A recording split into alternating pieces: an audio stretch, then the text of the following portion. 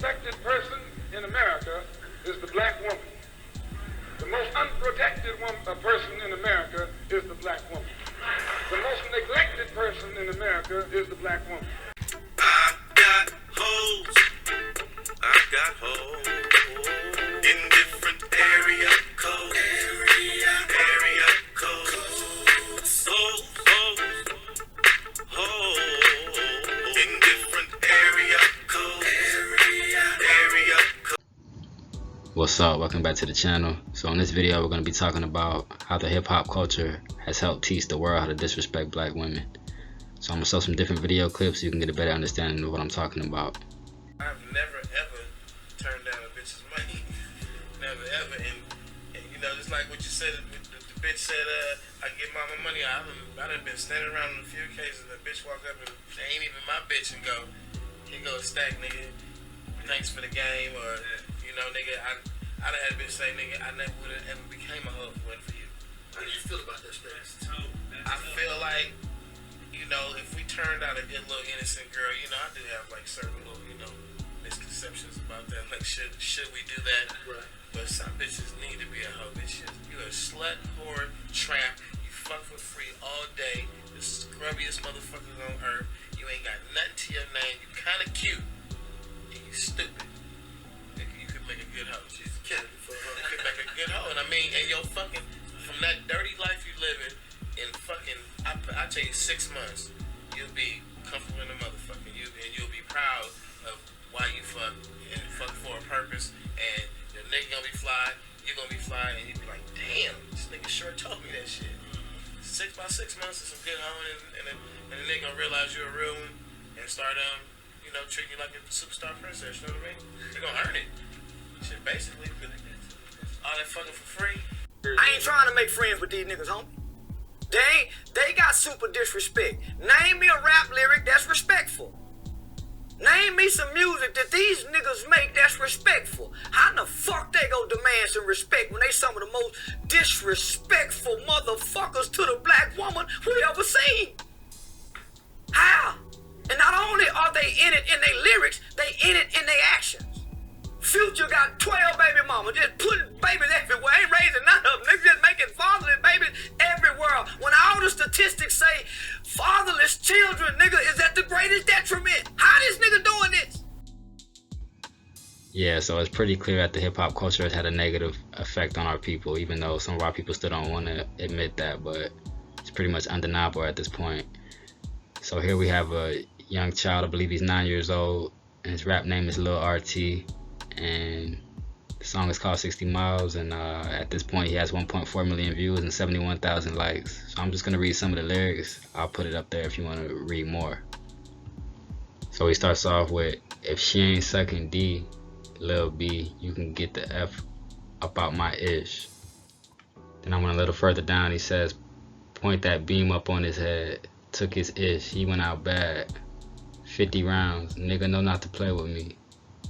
I shoot his ass right in the ground. Hand her out. Step on little bro grave. Hit him in his face. If she gonna suck the D, go crazy. B, I'm in a Lambo. Keep on talking. So yeah, this is definitely a disgrace. And of course, he's only 9 years old, so he does not have a full understanding of what's going on. But you know, there's adults around him that are leading him down the wrong path. And it just goes to show how lost we are as a people, especially when you see that it has 71,000 likes. You know, because some of our people do support this type of stuff. So yeah, we see he's being taught how to disrespect black women and how to kill his own people at an early age. And again, this is all coming from the hip-hop culture. But like I said, he's a young child, so hopefully he can turn his life around. He just has to get around people that are going to help lead him in the right direction.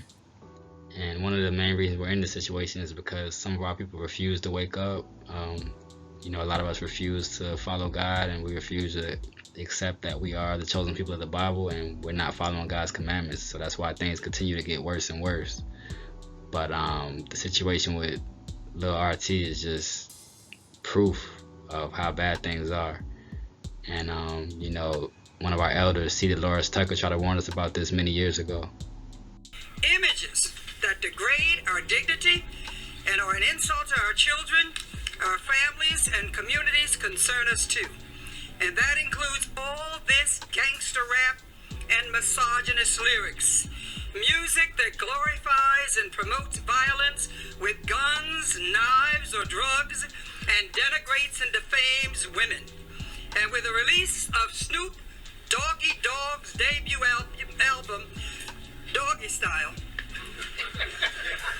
that includes artwork that is nothing but pornographic smut, available to any child to go in and buy with the album and with a record. That has got to stop. You want to know why I'm on the warpath? When I saw this, I said, that's it. We march again, and we're going to keep on marching. Music that glorifies and promotes violence with guns, knives, or drugs, and denigrates and defames women. Of course, Tupac could not remain silent and spoke about her in his songs. Days, the Lord's Tucker, you's a motherfucker. Instead of trying to help a nigga, you destroy your brother. Worse than the others. After these songs, Tucker filed a lawsuit against Tupac. She argued that Shakur portrayed her as a traitor when he knew that she was not. Because Shakur's 5 million fans considered Shakur a god, Tucker also argued they would take Shakur's lyrics to be fact, not opinion. She also argued that the lyrics invited Shakur's fans to eliminate her. Dear Mr. Lawrence Tucker, you keep stressing me, fucking with a motherfucking mind. I figured you wanted to know, why we call them old bitches. Maybe this might help you understand.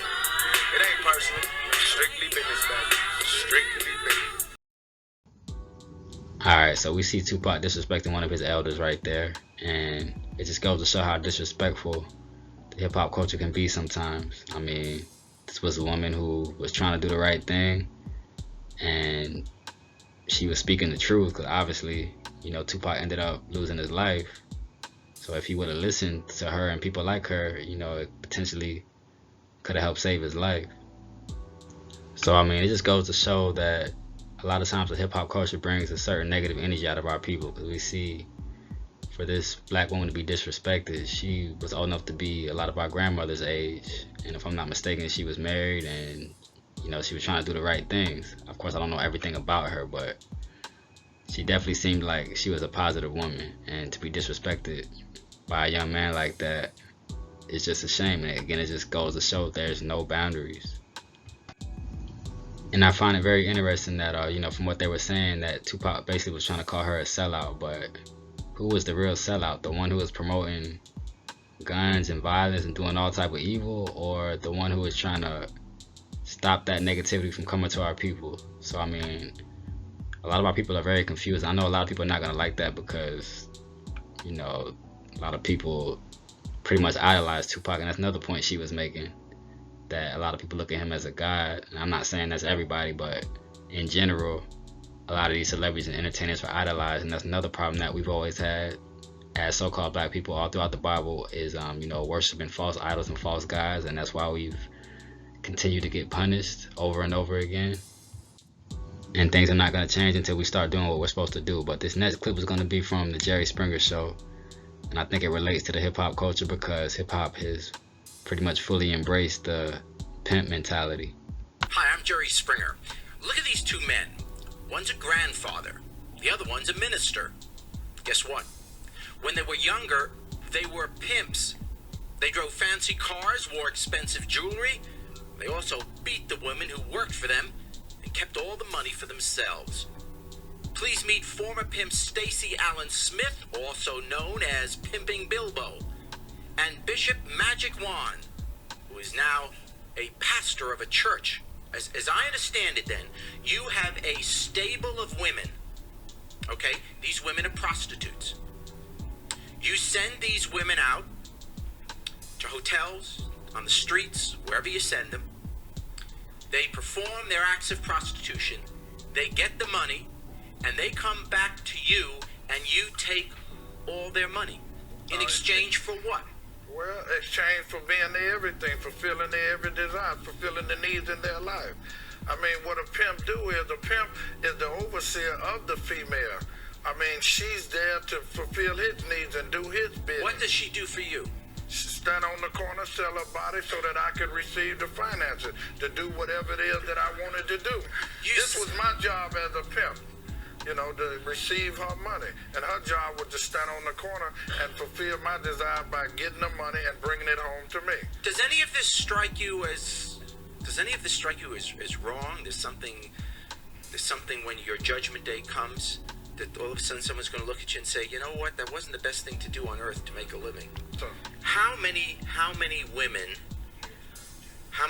were sent out on the streets to be with men they didn't know, to be in a situation which they could have been physically hurt? well, they have at times. They have been hurt. They have How at many times. women have been beaten or died to pay for this? I had one to be shot 5 times, but I never had a woman that have been Then how can you in a conscience keep this worth how much? About $17,000. $17,000 that you are wearing on your hand, and it has been bought on the backs of women that have been beaten, in your own words, shot. You said in the interview, what'd you say? You say, if your girl was sleeping with somebody else, you were like, yo, or as long as you watch the video or some shit like that. I can't remember what it was. It was like, yo. On the song Shoot My Shot, like me punching dick in a woman with another man? Yeah. Yeah, I would love to do that. Bro, you said to Young Miami, you were like, yo, if you go sleep with somebody, bring the video back. That we can watch it. I'm like, hold up, man. My favorite porn star, what up? You wouldn't be mad if another man penetrated a woman you were interested in or dealing with. No, because that's just dick. Me and her have a psychokinetic relationship. Our relationship is deeper than just sex. You're not telling the truth. I fantasize about, you know, if I'm with you, you know, hey, listen, you the object of my, you the object of my fantasy. Now you my fantasy, but you my favorite porn star. What you mean? We can explore every sexual avenue that you want to. I love you like that. I ain't please you. What's up? And then I'm just all the way just sexual. Alright, so we seen how crazy Kevin Gates was talking right there. And most of us already know, you know, hip-hop's lyrics have been negative for many, many years. But now that we get to see these guys more on YouTube and these different social media platforms, we get to get a better understanding of a lot of their mentalities. And we can see how lost a lot of these rappers are. And one of the worst things about it is a lot of our youth, they look up to these rappers and they try to live their lifestyles and they try to do the things that they're doing. And it's definitely leading to a lot of confusion because a lot of these rappers are grown men pretty much still acting like they're teenagers. And you know, the situation with Kevin Gates, he's pretty much known or been known for having threesomes, things like that. Him, you know, T.I. and Tiny, and there's been many other couples who have been involved in that. And that's another thing they try to push on our people, and that is completely evil. That is not how we're supposed to be treating our women.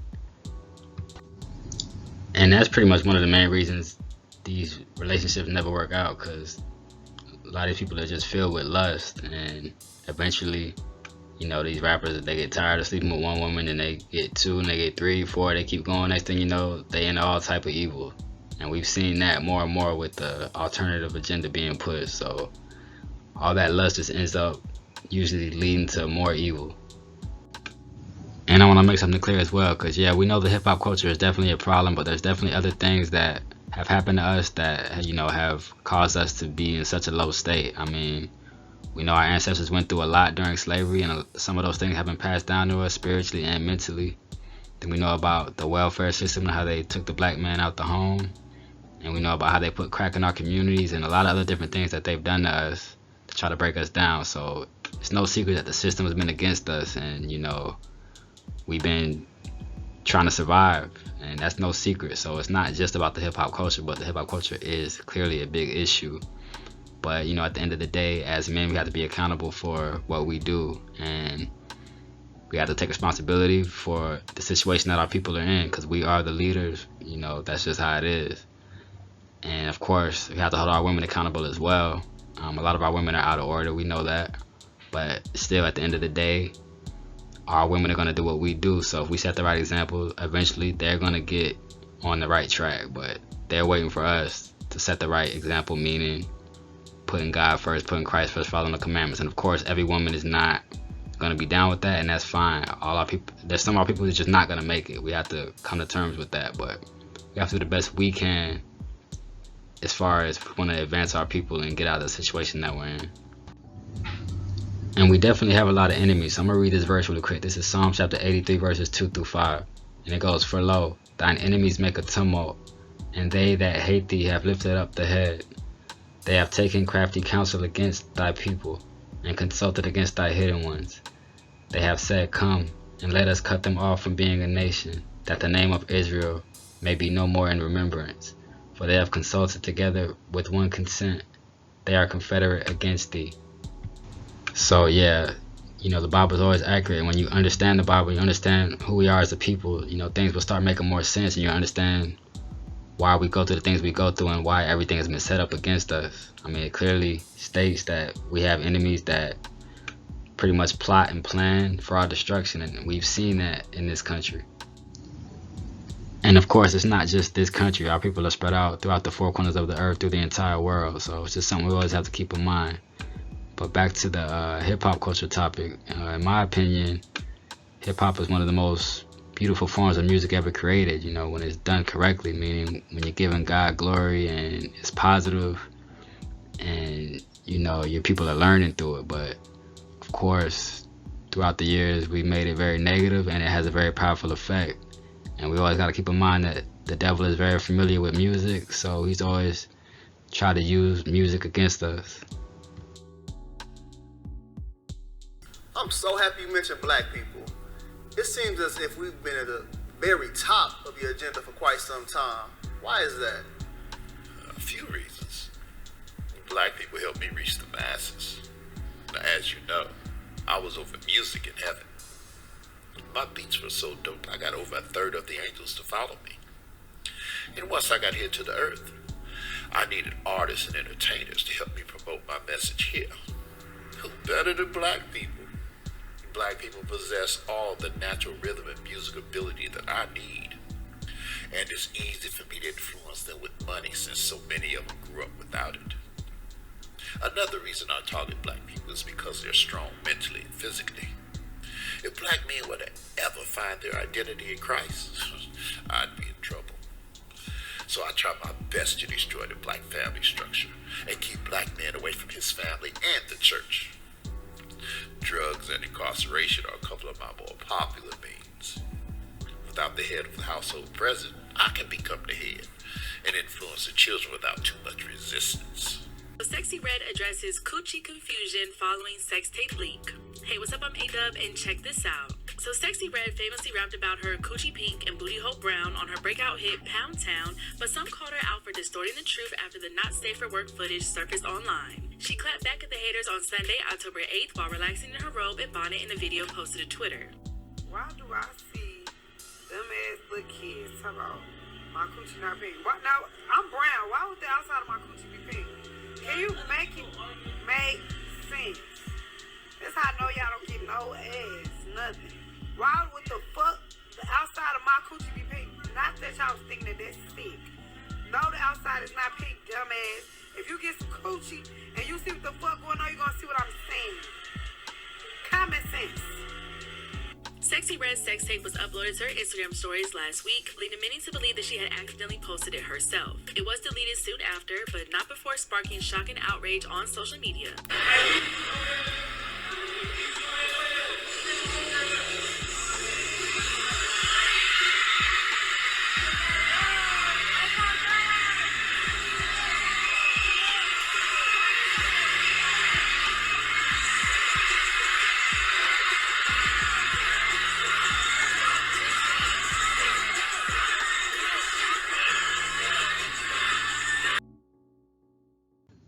So yeah, we definitely have to hold some of these female rappers accountable as well, because they allow themselves to be disrespected. And it's not just female rappers, a lot of our women in general. They allow themselves to be disrespected, and that's why it continues. Now, of course, there's a lot of our women out there who are good women and they're not like that. But a lot of these female rappers, they have a very big influence. And we know it's really nothing new. We know about Lil' Kim and Foxy Brown, and I'm sure I'm missing a few others who used to have very sexually explicit lyrics. But these days, it's just like these women seem more popular. Definitely not to say that they're more talented, but they're definitely more popular and they're being promoted and pushed more, and it's really affecting a lot of our young women. I mean, we know by the lyrics that Sexy Red raps and how she carries herself, she has no business in anybody's school talking about anything. But those are the type of people that try to push on our children so that the cycle continues. And like I was talking about earlier, everything is a plot against us, and that's how it's always been because of who we are according to the Bible. But you know, at the same time, we have some of our people that are willing to sell out and they're willing to lead some of our young women astray. Ladies, how are you? Well, I'm gonna call my twin, and I just want to let y'all know, be toxic for the rest of your 20s. You only get one life. Live your toxic 20s. You never get to be 20 years old, 21, 22, 23, 24, none of that ever again in your life. Be toxic, because don't get in your 30s thinking you could just go slashing tires and doing all this crazy shit. You too old for that now. You too mature. Be toxic for the rest of your 20s. And if you delusional, turn that shit up a notch. I'm trying to get my coochie stretched. I'm trying to get my coochie stretched and eat a nigga ass. Eat a nigga ass. We be eating niggas ass today. Get money. Period, baby. I'm trying to get this coochie stretched. What happened to our women? Women who could have been doctors or lawyers or teachers or mothers. Who's going to raise our children? What happened to our men? Men who could have been mathematicians, electricians, physicians. What happened to what's the little boy going to do when he's looking for his father and his father's downtown in jail? What's the little girl going to do when she's looking for her mother and her mother's out there selling herself on the street? No, I'm telling you, that devil has made dead souls out of you and I. You're dead. You're dead spiritually. You're dead to the knowledge of yourself. You're dead to the knowledge of your people. And you're dead to the knowledge of your God.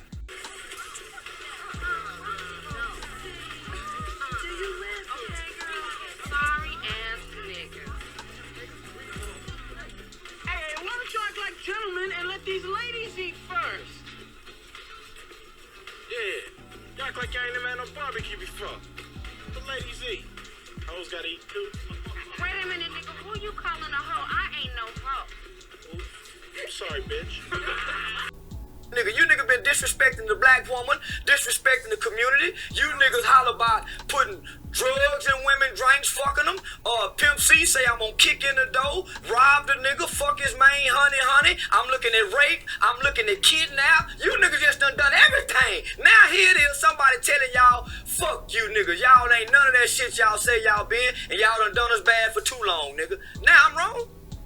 Man, give us some good rap music. Ain't no more keep your head up. You niggas killing that, and you niggas say y'all will shoot up a nigga mama house. You niggas is killing black women, children, and say smoke them, smoke Tuka.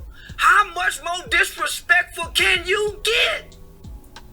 And this woman is begging and pleading with Lil Durk. Nigga, y'all ain't gonna say nothing. She pleading. Y'all gonna look at me like I'm wrong? Nigga, I'm willing to die behind this shit here, boy. That's a warrior. That's a warrior, nigga. I got that old nigga spirit. Them niggas got that Jew rapping spirit. They got that Jew boy rapping spirit in them, nigga. Go against your own kind. That's why they playing Italian gangster. Cause them Italians do this kind of shit to each other, nigga. Niggas ain't never done this.